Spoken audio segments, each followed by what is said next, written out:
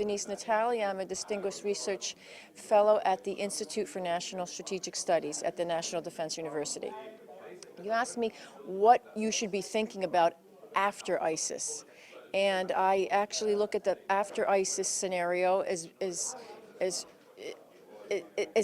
difficult or as threatening as the current situation, for the reason that, one, you don't know how long coalition and international support will be there to assist the Kurds and any other group to hold and secure these territories. Secondly, there is no longer a national army. There is no longer agreements on who is going to provide, stabilize, secure disputed areas. How are you going to assure that hydrocarbon resources are fully paid for? How are you going to prevent Daesh from returning in the future? Because most of the conversations I had with Iraqis, and Kurdish included, are saying there will be a second Daesh. It will come. So, until some of these local pacts are negotiated, that will be between Kurds and Arabs, Yazidis and Kurds, all different groups. In some of these former Daesh safe havens, I see the Kurdish region as being vulnerable. I know it's far more secure and stable than other parts of Iraq, but that still doesn't say that the future is secure.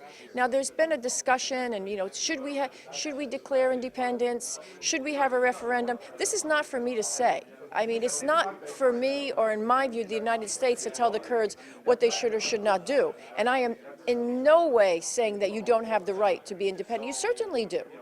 My concern has always been, and why I have been critical, is because you want to do something that's not going to have repercussions on you in a worse way. So I would say be more strategic.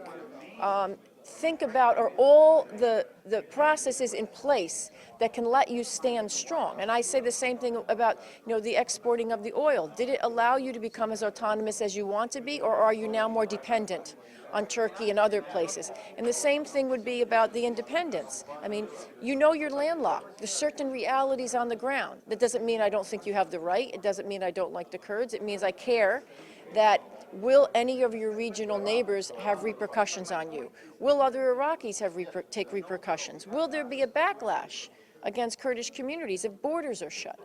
2 months ago, the border was shut for 3 weeks and the oil didn't get out.